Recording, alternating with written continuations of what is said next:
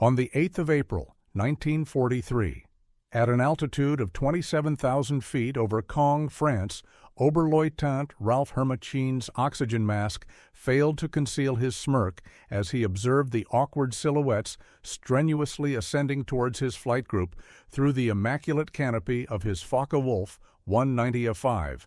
The seasoned ace from Jagdgeschwader 26 examined the American aircraft, making their first combat appearance above occupied Europe. "The enemy forces have dispatched flying milk bottles to us," he radioed to his wingman, incapable of stifling his amusement upon viewing the enormous Republic P-47 Thunderbolts fighting to gain height. Beneath their position, 16 P-47C Thunderbolts from the 4th Fighter Group clumsily climbed in a tight formation with their 2,000 horsepower Pratt and Whitney R 2,800 double Wasp engines battling their 7-ton mass. For German airmen familiar with the graceful Spitfires and agile Soviet fighters, these portly American planes looked nearly absurd. Their fuselages were barrel-like, topped with greenhouse-style canopies. Their wings seemed disproportionately small for their huge bodies, and their propellers were larger than anything in the Luftwaffe's arsenal. What Hermachin was unaware of, and what no German pilot circling predatorily overhead could have possibly conceived, was their observation of the advent of the very weapon destined to methodically dismantle the Luftwaffe's fighter force. In the span of 18 months, these so-called flying milk bottles would change from subjects of ridicule to tools of dread, the sound of their 8 half-inch Browning machine guns evolving into the most dreaded noise in German skies. The calculus of annihilation was already contained within those wide wings. 3,400 rounds of ammunition, a collective firing rate of 6,000 rounds per minute, and sufficient focused firepower to tear a Messerschmitt in two in under 2 seconds. This evolution commenced on that April morning when Major Donald Blakesley, leading the 335th Fighter Squadron, noticed the German formation maneuvering into an attack position. The former Eagle Squadron veteran, having transitioned from RAF Spitfires only weeks before, grasped something his men had not yet realized: that survival in the P-47 demanded they discard all their preconceived notions of aerial combat. The Thunderbolt signified a fundamental shift from the conventional fighter design ethos. Whereas the Germans had focused on lightweight interceptors engineered for optimal climb and turning capabilities, Republic Aviation had engineered something entirely new: a stratospheric behemoth that leveraged its mass, power, and firepower to reshape the principles of air warfare. Among the 56 American pilots dispersed across the French skies that morning were individuals who would achieve legendary status, future aces whose names would instill terror in the hearts of the Luftwaffe. Yet on the 8th of April, 1943, they were neophytes in an unproven machine, confronting the most seasoned fighter force on the planet. The Germans had been engaged in continuous warfare since 1939, with veterans from the campaigns in Poland, France, Britain, and Russia. The Americans had precisely 0 days of combat experience. This narrative is about the triumph of industrial logic over tactical genius, the merging of quantity and quality into an overwhelming force, and the transformation of German laughter into terror as they learned what synchronized Browning machine guns could inflict upon an aircraft at 400 yards. The Republic P-47 Thunderbolt was born from a panic in June of 1940. As German fighters dominated the skies over France, Alexander Kartveli, Republic Aviation's Georgian-born lead designer, was given urgent requirements by the U.S. Army Air Corps.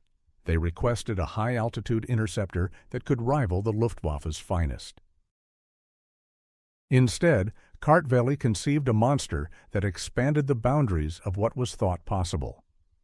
"It will be a dinosaur," Kartveli conceded to his design staff, "but it will be a dinosaur with good proportions."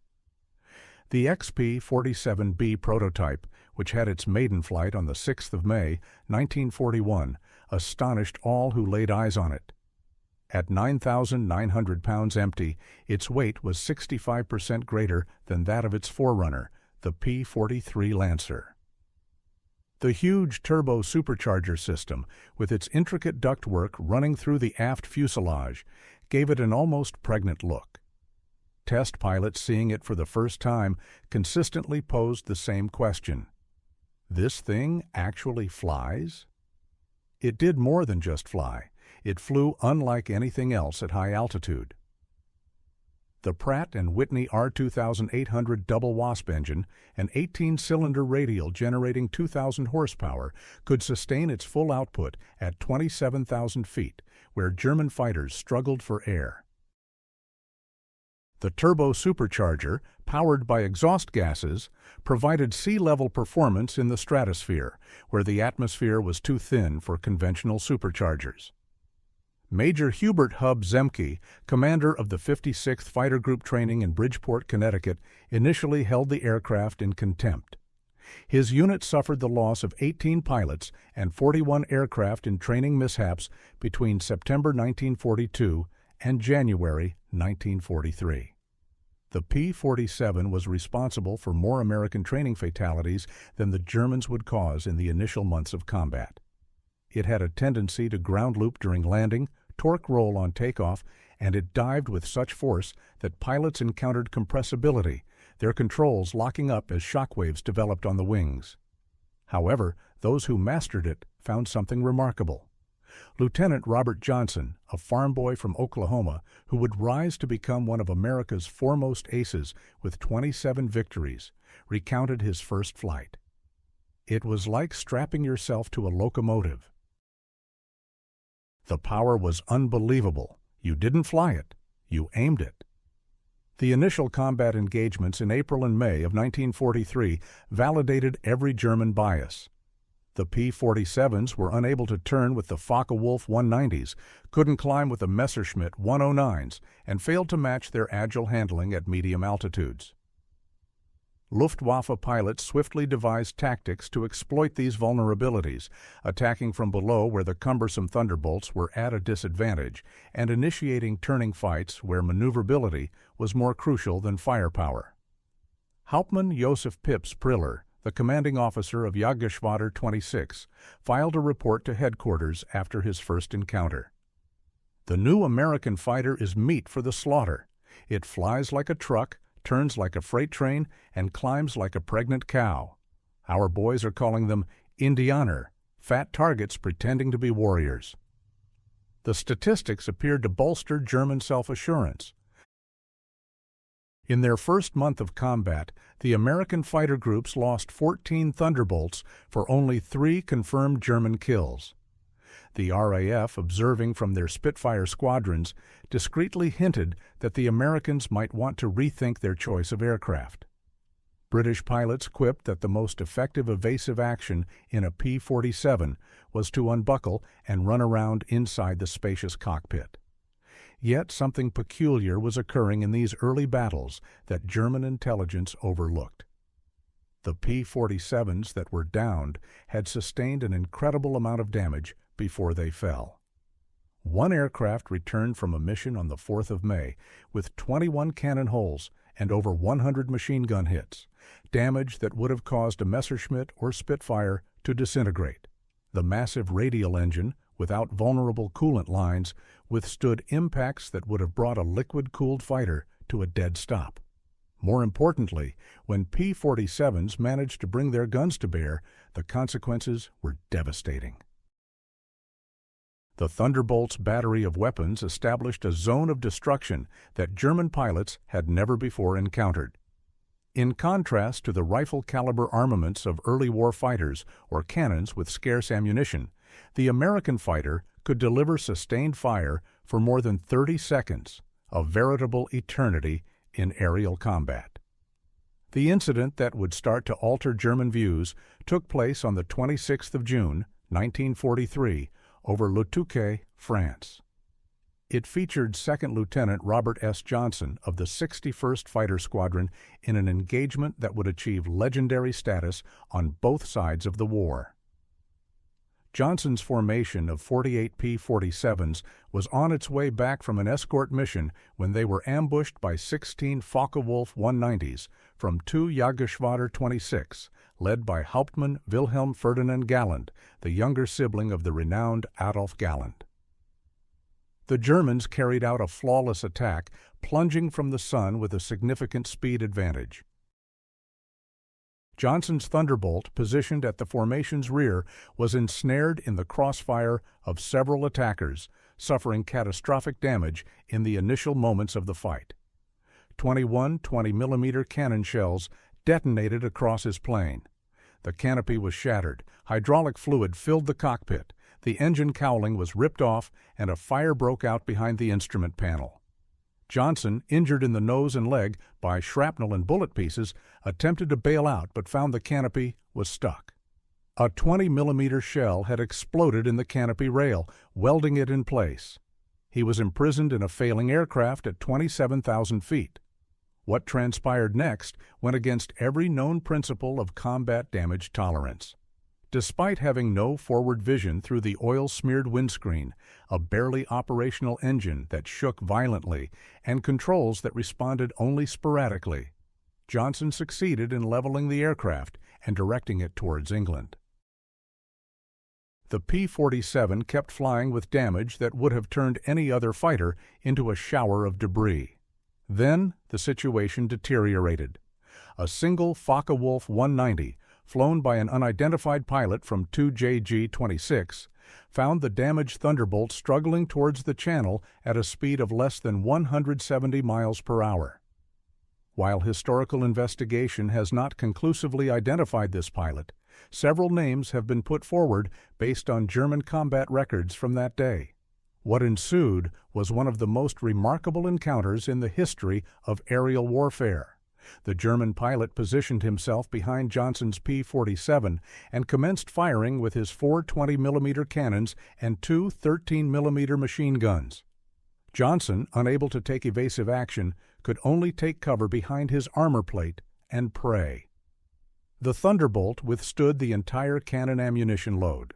Then the German repositioned and fired once more, this time with only his machine guns. With his cannon ammunition spent, the German pilot drew up alongside, gazing in astonishment at the flying wreckage. Johnson could clearly see his face, young, blond, his expression changing from confidence to bewilderment, and then to something close to fear. The German moved back into position and fired all of his remaining machine gun ammunition into the Thunderbolt. It still flew. He came alongside again, shook his head in what seemed to be amazement, offered an informal salute, and broke away, presumably having used all his ammunition. Johnson's P-47 touched down at Manston with its engine giving out on the runway. The crew chief gave up counting bullet holes after he reached 200. One cannon shell had exploded just inches from Johnson's head. Another had detonated on the armor plate behind his seat. The engine had sustained direct hits. The control cables were partially cut. 3 of the 4 primary longerons, the structural core of the fuselage, had been shot through. And yet, the aircraft had brought him home. The survival of Johnson's plane sent shockwaves through both air forces. American engineers who examined the wreck realized they had not fully appreciated their own design.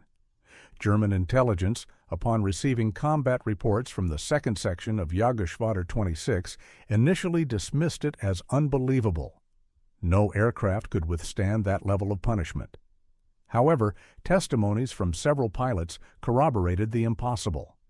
The Thunderbolt had endured everything the Luftwaffe's premier fighter could throw at it and had survived.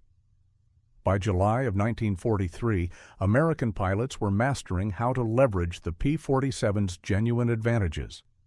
Lieutenant Colonel Hubert Zemke, the commander of the 56th Fighter Group, had uncovered the secret through a harsh process of trial and error. Don't turn with them. Don't climb with them at low altitude. Use your weight. Use your power. Use your guns. The Thunderbolt's immense weight, first viewed as a hindrance, was transformed into a weapon. In a dive, it was uncatchable. From 30,000 feet, a P-47 could hit 550 miles per hour, a speed no German fighter could match, even in a vertical descent. This velocity could be translated into altitude through a zoom climb that left any pursuing fighters far behind. Captain Walker Bud Mahurin, who would become one of the initial American aces in Europe, perfected what came to be known as the boom and zoom tactic, though pilots referred to it as the Thunderbolt turkey shoot. Rather than partaking in conventional dogfights, P-47 formations would ascend to 30,000 feet, an altitude where German fighters could not operate efficiently. When Luftwaffe fighters emerged below, the Thunderbolts would roll over and dive, attaining speeds that made deflection shooting for the defending Germans an impossibility. At the conclusion of these dives, the American heavy machine guns would speak. German pilots who survived the experience described it as confronting a solid wall of lead. The combined firepower established an impenetrable zone of destruction. Aircraft caught in this pattern of convergence did not simply fall, they disintegrated. The true extent of American firepower became evident during the dual raid on Schweinfurt and Regensburg on the 17th of August, 1943, the most profound penetration into Germany undertaken up to that point. This mission would highlight both the P-47's limitations, its range, even with drop tanks, and its fearsome effectiveness when used correctly. Major David Schilling, at the helm of the 62nd Fighter Squadron, came upon a formation of Messerschmitt 110 destroyer aircraft maneuvering to engage B-17s with their heavy cannons and rocket armaments. These twin-engine German fighters, heavily armed but less agile, were the Luftwaffe's dedicated bomber killers. Schilling's flight of 4 Thunderbolts initiated their attack dive from 28,000 feet. Unteroffizier Hinrich Roth, a gunner in one of the Me-110s who survived, later described in a POW interrogation. The American fighters descended like hammers from the heavens. I began firing at 800 meters. Good hits. I witnessed them striking the fighter's wing. The P-47 didn't even flinch. Then he fired. The aircraft in front of us simply disintegrated, not shot down, destroyed. Wings ripped from the fuselage, tail sheared off. The crew compartment turned into metallic confetti. In 2 seconds, a 110 was reduced to nothing. 8 Messerschmitt 110s were annihilated in under a minute.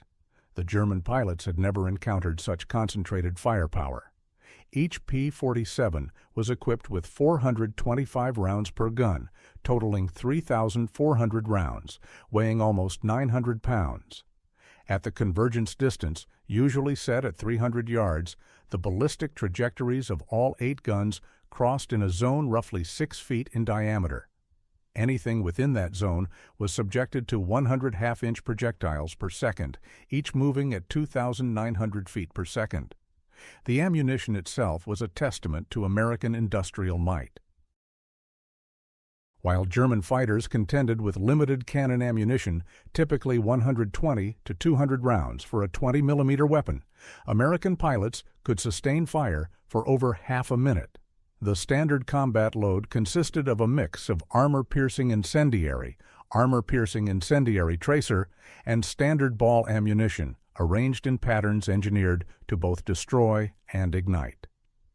Lieutenant Colonel Francis Gabby Gabreski, who would become the leading American ace in Europe with 28 victories, detailed the effect. When you hit them with all 8, they don't just go down, they explode. I saw a 109 literally cut in half, the tail falling one way, the nose and wings another. The pilot never knew what hit him. By September of 1943, the Luftwaffe was coming to terms with another terrifying truth about the P-47. Its performance saw a dramatic improvement with altitude, while German fighters experienced the opposite. The turbo-supercharged double Wasp engine kept its rated power output up to 30,000 feet. German fighters, which depended on single-stage or two-stage mechanical superchargers, saw a considerable decline in their performance above 25,000 feet. Oberleutnant Hans Philipp, one of Germany's most accomplished aces with 206 victories, met this reality with fatal consequences on the 8th of October, 1943. Leading Jagdgeschwader 1 against a B-17 formation at 28,000 feet over Bremen, Philipp discovered his Focke-Wulf 190-6 was slow and unresponsive in the thin air. The BMW 801 engine, potent at medium altitudes, was starved for oxygen nearly 6 miles above the Earth. When P-47s of the 56th Fighter Group dived on his formation from 32,000 feet, the German fighters were easy targets. Robert Johnson, by now a seasoned combat pilot on his way to ace status, was flying at 31,000 feet when he saw Philipp's distinctive Focke-Wulf with its elaborate nose art. Johnson's combat report was detached and professional. Opened fire at 300 yards, 30-degree deflection. Observed strikes along entire fuselage. Enemy aircraft exploded. No parachute observed. Philipp's death sent a shockwave through the Luftwaffe. If one of their finest, a man who had survived more than 500 combat missions on both the Eastern and Western fronts, could not survive against the Thunderbolts, what hope did ordinary pilots have? The German High Command mandated an immediate inquiry into the P-47's capabilities. The report, presented to Reichsmarshal Hermann Göring in November 1943, was sobering. The Thunderbolt's service ceiling was over 42,000 feet, higher than any German fighter could attain. Its dive speed was nearing the sound barrier. Its armor comprised a 3/8-inch steel plate behind the pilot, a half-inch bulletproof glass windscreen, and armored deflection plates protecting the engine. Most alarmingly, its durable construction meant it could withstand damage that would obliterate 3 standard fighters and still make it back to base. In January of 1944, a new version of the P-47 started to arrive in England, one that would finalize its evolution from a laughingstock to a nightmare. The P-47D-22 was equipped with a Hamilton Standard hydromatic propeller featuring paddle blades 13 feet in diameter with broad chord blades that gripped the air like massive oars. The enhancement in climb rate was instant and significant. While earlier Thunderbolts had a modest climb rate of 2,200 feet per minute at sea level, the paddle blade variants could reach 3,000 feet per minute, equaling or surpassing German fighters at most altitudes.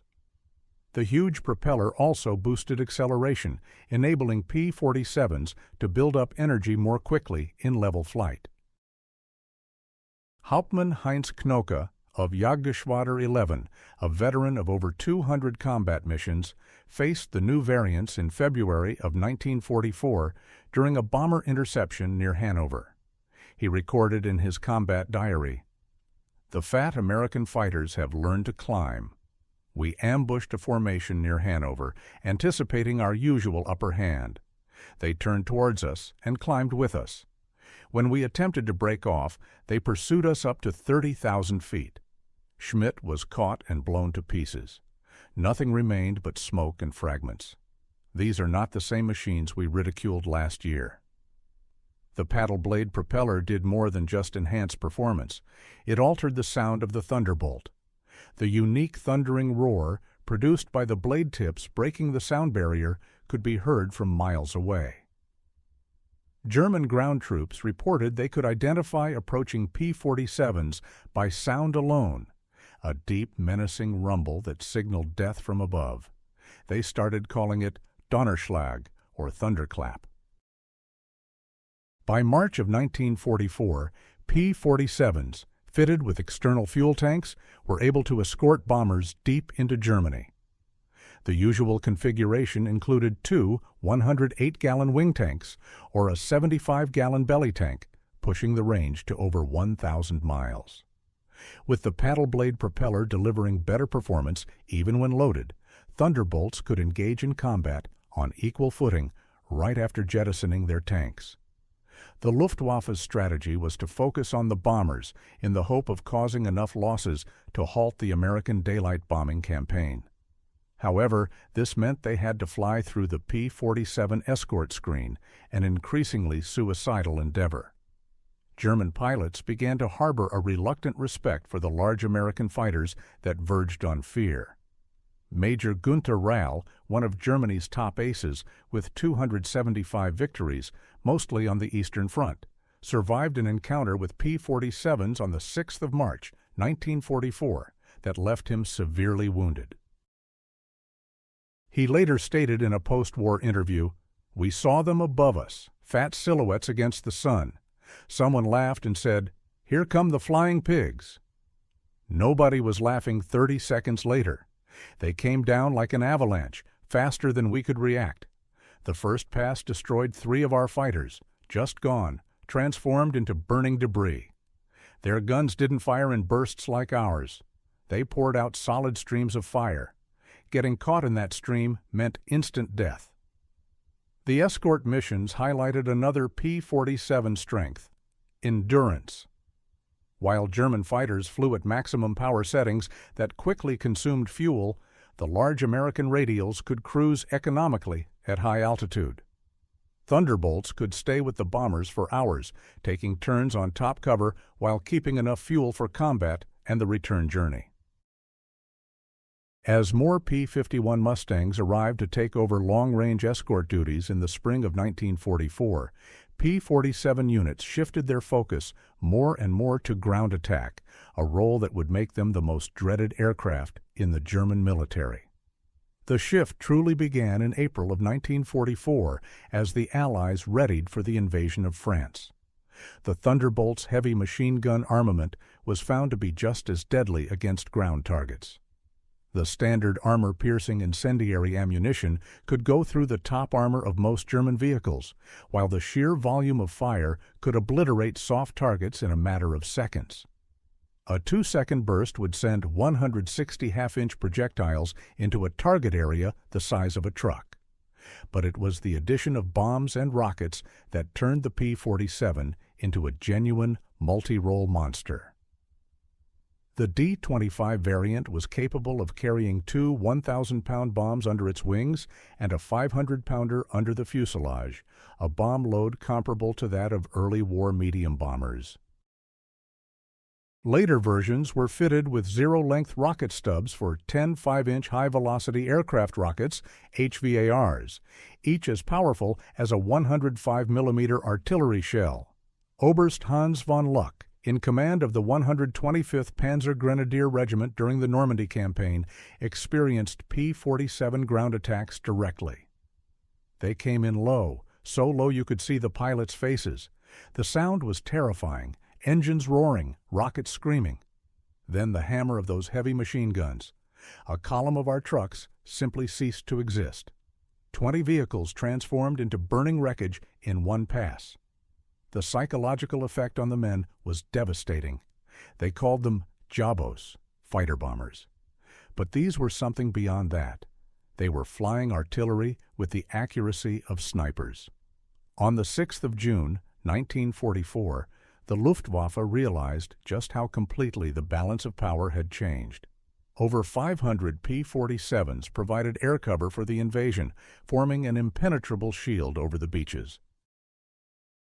German fighters that tried to reach the landing zones were annihilated. Oberleutnant Wolfgang Fischer of Jagdgeschwader II, one of only 3 German pilots to make it to the beaches that day, reported, "The sky belonged to the Americans. Thunderbolts were stacked from sea level to 30,000 feet. We tried to break through at dawn, 12 fighters from our Gruppe. I was the only one to return. The P-47s were waiting at every altitude. You couldn't climb over them, couldn't dive under them. Their guns turned our fighters into aluminum rain." In the weeks that followed D-Day, P-47s systematically crippled German movements during daylight hours. The figures were astounding. In June alone, 9th Air Force Thunderbolts claimed 651 locomotives, 3,847 trucks, 512 tanks and armored vehicles, and 4,553 horse-drawn vehicles destroyed. The Wehrmacht was compelled to move exclusively at night, which severely limited their capacity to react to Allied offensives. The Germans attempted everything to counter the Thunderbolt menace. They added more armor to their vehicles, set up more anti-aircraft guns, and created new camouflage methods. Nothing was effective. The P-47's mix of speed, armor, and firepower rendered them almost invincible. Even the feared 88mm flak guns had difficulty tracking the swift-moving fighters at low altitude. While wreaking havoc in Europe, the P-47 was also demonstrating its value in the Pacific theater. The 348th Fighter Group, based in New Guinea, found that the Thunderbolt's characteristics were ideally suited to the vast expanses and severe conditions of the Pacific War. Colonel Neil Kirby, the commander of the 348th, devised tactics specifically for the Pacific. On the 11th of October, 1943, Kirby led 4 P-47s against 40 Japanese aircraft over Wewak, downing 6 enemy planes himself in a single sortie, which earned him the Medal of Honor. The Japanese, who were used to facing agile but delicate American fighters, were not ready for the P-47's combination of firepower and resilience. Japanese ace Saburo Sakai, who encountered P-47s over New Guinea, later wrote, "We called them monsters. Our 20mm cannon, which could destroy a P-40 with a few hits, seemed to have no effect. I put dozens of rounds into one Thunderbolt and watched it fly away. Their return fire was terrifying, streams of heavy bullets that tore aircraft apart." The P-47N, created specifically for the Pacific, had an increased fuel capacity with wet wings that held 93 gallons each, extending its range to 2,350 miles.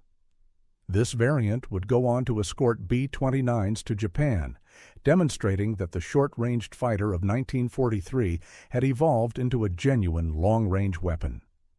Perhaps the ultimate confirmation of the P-47's evolution was in its encounters with German jet fighters. The Messerschmitt, Me-262, with its top speed of 540 miles per hour, should have been invulnerable to propeller-driven fighters. But Thunderbolt pilots found they could catch the jets in 2 scenarios: during takeoff and landing, when the jets were at their most vulnerable, and in high-speed dives from altitude. On the 27th of November, 1944, Lieutenant Colonel John C. Meyer of the 352nd Fighter Group became one of the first pilots to shoot down an Me-262 with a P-47. Diving from 28,000 feet, Meyer's Thunderbolt reached speeds close to 500 miles per hour, fast enough to catch the jet in level flight. The jet pilot, overconfident in his speed advantage, never saw the diving P-47 until Meyer's guns opened up at 400 yards. Meyer's combat report stated, "The enemy aircraft disintegrated under fire. Large pieces, including both engines, separated from the fuselage. The pilot did not escape." The concentrated fire of 850 caliber guns proved more effective than we anticipated against jet aircraft. By early 1945, specialized P-47M variants were being deployed specifically to combat German jets and V-1 flying bombs.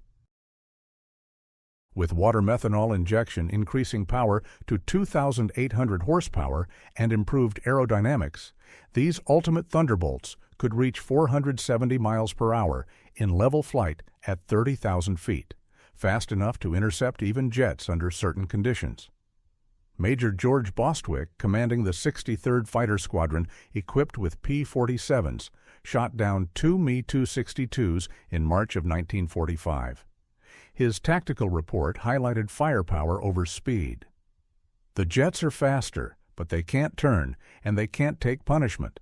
One good burst from our battery, and they come apart like they're made of paper. They have to slow down to attack bombers. That's when we get them." The supreme display of American industrial strength occurred during Operation Bodenplatte, the Luftwaffe's desperate final attempt to cripple Allied air power on the 1st of January, 1945. Almost 900 German fighters, including their best surviving pilots, launched surprise raids on Allied airfields across Belgium and the Netherlands. At Wawai 34 Airfield near Metz, the base of the 365th Fighter Group's P-47s, the attack was initially successful. German fighters destroyed 22 Thunderbolts on the ground, along with several other aircraft. A captured German pilot brought to the command post gestured at the burning planes and taunted, "What do you think of that?" Major George Brooking's retort became famous throughout the 9th Air Force. He pointed to the flight line, where ground crews were already clearing away damaged aircraft and getting hard stands ready for replacements. "By tomorrow, we'll have 40 new ones. How long will it take you to replace your pilots?" The German pilot's smirk vanished. Within 48 hours, factory-new P-47 D-40s populated the flight line, flown in from depots in England.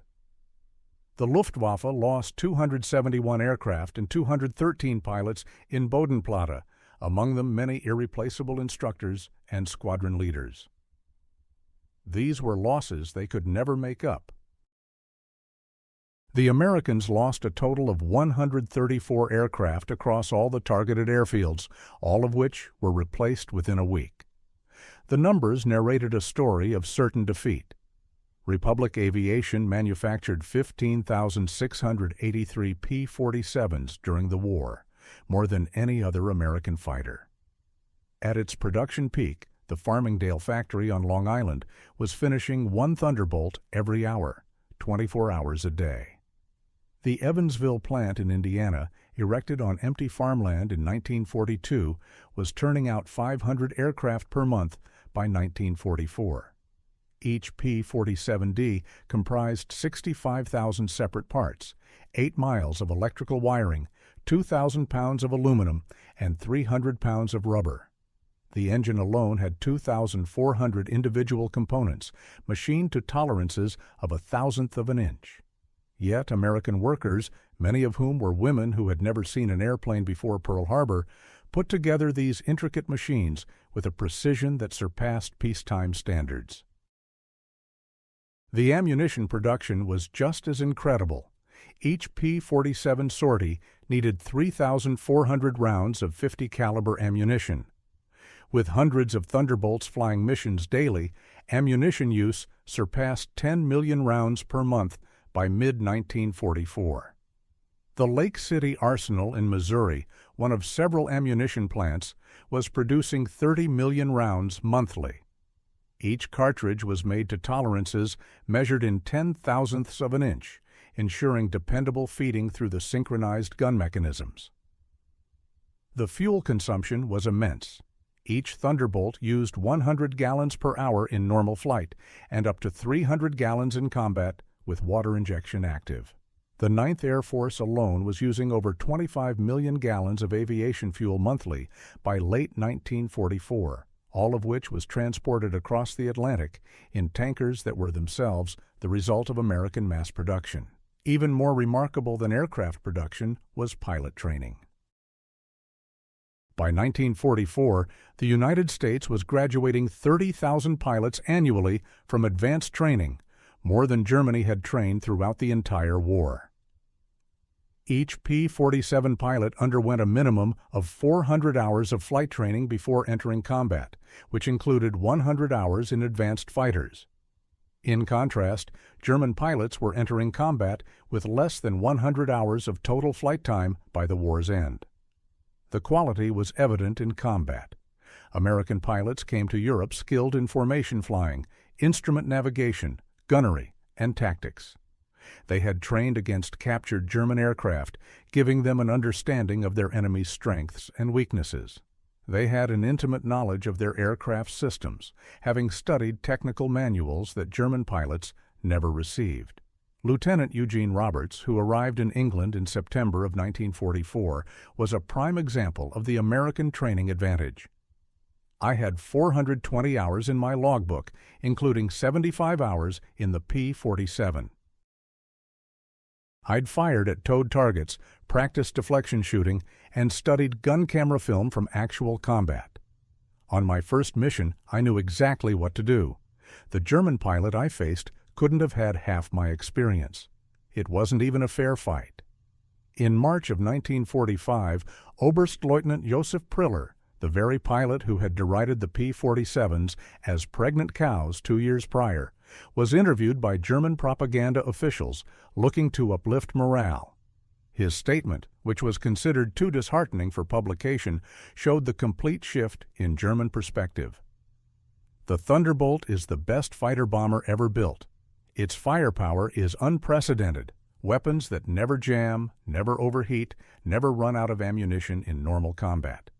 It carries bombs like a medium bomber, fires rockets like artillery, and fights like a fighter when needed. But beyond the machine is what it represents. Unlimited American production. They lose 10, they build 20. We lose 1, it's gone forever. Their pilots arrive better trained than our instructors. They have fuel for training, ammunition for practice, spare parts for everything. We have nothing but courage, and courage without resources is just delayed defeat. We laughed at them in 1943. We're not laughing now. When you hear those guns, you know death has come calling. The sound haunts us, mechanical, precise, unstoppable. Like everything American, it's about overwhelming material superiority. They didn't beat us through better tactics or braver pilots. They buried us under an avalanche of steel and lead. By April of 1945, the Luftwaffe was largely a force in name only. Fuel shortages kept most aircraft on the ground. Experienced pilots were either dead or captured. Airfields were pockmarked ruins. But even with aircraft and fuel, German pilots were up against an insurmountable challenge. To attack meant to confront P-47 formations that dominated every altitude from the ground up to 40,000 feet. Feldwebel Klaus Brettschneider, one of the last German pilots trained in 1945, flew just one combat mission before the war concluded. His encounter with P-47s over Leipzig was over in 12 seconds. I saw them diving from above, 4 Thunderbolts in perfect formation. I tried to turn, but they were too fast. The leader fired from 500 meters. My aircraft shook like it was hit by sledgehammers. The engine exploded. The wings separated. I barely escaped. In the parachute, I watched them destroy my entire staffel. 6 fighters gone in under a minute. The sky rained burning aluminum and bodies. The psychological toll was total. German pilots began to suffer from what medical officers termed Jabo fever, physical symptoms of stress that manifested when Thunderbolts were reported in the vicinity. Veterans who had faced Spitfires and Hurricanes without fear became physically sick before missions against P-47s. The distinctive thunder of approaching Thunderbolts induced panic among ground troops who understood that survival hinged on finding cover immediately. The final operational statistics of the P-47 were beyond belief. In Europe, 3,752 German aircraft destroyed in air combat, 3,315 aircraft destroyed on the ground, 86,000 railway cars destroyed, 9,000 locomotives destroyed, 6,000 armored fighting vehicles destroyed, 68,000 trucks destroyed, and 60,000 horse-drawn vehicles destroyed. In the Pacific, 697 Japanese aircraft destroyed in air combat, 150 aircraft destroyed on the ground, 1,500 vehicles destroyed, 150 locomotives destroyed, and countless barges, ships, and installations. The 9th Air Force alone, which was primarily equipped with P-47s, flew 213,873 combat sorties, dropped 120,000 tons of bombs, fired 135 million rounds of ammunition, and launched 60,000 rockets. The Thunderbolt units boasted a 4.6 to 1 kill ratio in aerial combat, while also having the lowest loss rate of any Allied fighter bomber. Behind these figures was the human toll. The Luftwaffe lost approximately 28,000 pilots killed in action against Western Allied forces.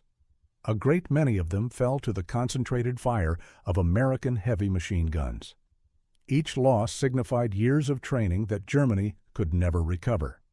By the war's end, the average German fighter pilot had less than 30 hours of combat experience. The average P-47 pilot had over 200. At the Luftwaffe Interrogation Center at Oberursel, captured Allied pilots were debriefed by German intelligence. The records seized in 1945 contained German evaluations of Allied aircraft. The file on the P-47, which was updated continuously throughout the war, illustrated the complete turnaround in opinion. April 1943. Large, unmaneuverable fighter, inferior to German types in all performance parameters except dive speed. Machine gun armament insufficient against cannon-armed fighters. Assessment: minimal threat. December 1943. Exceptional high-altitude performance, extreme structural strength, firepower increasingly problematic, pilots showing improved tactics. Assessment: significant threat above 25,000 feet. June 1944. Dominant fighter bomber, superior to all German types above 20,000 feet. Firepower devastating against all target types. Structural strength makes shoot-down extremely difficult. Assessment: critical threat at all altitudes. March 1945. Best fighter bomber of the war. Combination of firepower, durability, and performance unmatched. Pilot quality exceptional. Assessment: unsurvivable in direct engagement. In 1985, at a gathering of German and American fighter pilots in Phoenix, Arizona, former enemies met in peacetime. General Lieutenant Adolf Galland, the former head of the Luftwaffe's fighter arm, was asked about the P-47. His response, captured on video, encapsulated the complete transformation. "We made a terrible mistake in 1943. We saw this big, heavy fighter and laughed. The Americans don't understand air combat," we said. "They built a bomber and called it a fighter. We were the ones who didn't understand. The Americans didn't try to build a European fighter. They built an American one, designed around production, firepower, and survivability.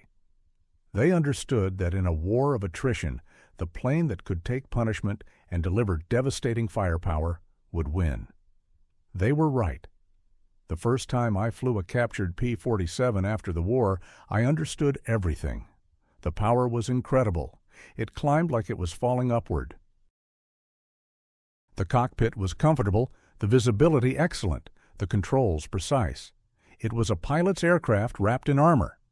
But what really impressed me was realizing that America built over 15,000 of these complex machines while fighting a two-ocean war.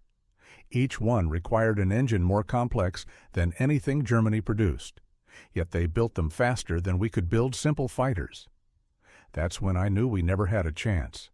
Those guns, we called them Roosevelt's piano because of the sound they made. Once you heard that sound, you never forgot it. Many of my friends heard it for the last time. The P-47 didn't just defeat the Luftwaffe, it destroyed it. The P-47's design perfectly embodied the American industrial ethos. Brute force engineering supported by boundless resources. Every part was overbuilt, overpowered, and over-engineered. The wing spars were capable of supporting 40,000 pounds, 3 times the aircraft's fully loaded weight. The engine mount could endure 12 G-forces. The control cables were duplicated throughout, with automatic backup systems. The ammunition feed system on its own was an engineering marvel. 8 separate ammunition boxes, each containing 425 rounds, fed by electric booster motors to prevent jams during high-G maneuvers. The guns were electrically heated to stop them from freezing at altitude. Each gun had its own charging mechanism and could be individually synchronized. The convergence was adjustable from 150 to 400 yards, letting pilots tailor it to their preferred engagement distance. Even after the war, some German veterans insisted that the P-47 won through numbers, not quality. that German fighters were technically superior but were simply overwhelmed. The combat records suggest a different reality. In fights where the numbers were equal, P-47s consistently came out on top. The heavy machine gun armament, once dismissed as inferior to cannons, turned out to be more effective in actual combat. An analysis of gun camera footage explained why. Cannon shells, while more destructive individually, demanded precise aim and had limited ammunition, typically 120 to 200 rounds in total. The P-47's weapons created a probability cloud of bullets that ensured hits even with less than perfect aim. At typical engagement distances, a 2-second burst would put at least 20 rounds into a fighter-sized target, enough to guarantee its destruction. The ammunition itself was superior. American .50 caliber armor-piercing incendiary rounds used a delayed action fuse that made sure of penetration before detonation. The incendiary compound burned at 3,000 degrees Fahrenheit, hot enough to set an aluminum structure on fire. German 20mm shells, though heavier, often detonated on surface contact, causing spectacular but sometimes only superficial damage. The P-47 Thunderbolt is still the heaviest single-engine piston fighter ever to be mass-produced. Its empty weight of 10,000 pounds was greater than the gross weight of some twin-engine fighters. Its engine generated more power than entire bomber formations from the previous war. Its weapons delivered more firepower than a squad of infantry. Yet it was built by the thousands, flown by young men just out of high school, and maintained under combat conditions by mechanics who learned their skills in weeks. The shift in German opinion from ridicule to terror took less than 2 years. In that period, the flying milk bottle became the most feared aircraft in the Luftwaffe's experience. Veterans who had faced Spitfires, Hurricanes, and Soviet Yaks without hesitation spoke of P-47s in hushed tones decades after the war. At the United States Air Force Museum in Dayton, Ohio, a restored P-47D is displayed among other legendary fighters. Its plaque details its specifications and battle honors, but the real story is conveyed by a small display case holding spent .50 caliber shells and a piece of gun camera film showing a Focke-Wulf 190 disintegrating under fire. Beneath the display is a quote from an anonymous German pilot, taken from a 1945 interrogation report. "We laughed when we first saw them, fat, ugly American fighters that couldn't turn, couldn't climb, couldn't fight. We stopped laughing when we realized they didn't need to turn or climb. They just pointed those guns at you, and you ceased to exist. The laughter died with our comrades." The P-47 Thunderbolt began its combat life as an object of scorn and finished the war as an instrument of annihilation. In between, 8 synchronized Browning machine guns rewrote the rules of aerial warfare and buried the Luftwaffe under an avalanche of lead. German pilots had chuckled at the ungainly American fighter in April of 1943. By May of 1945, there were no German pilots left to laugh. The thunder had spoken, and the sky belonged to America.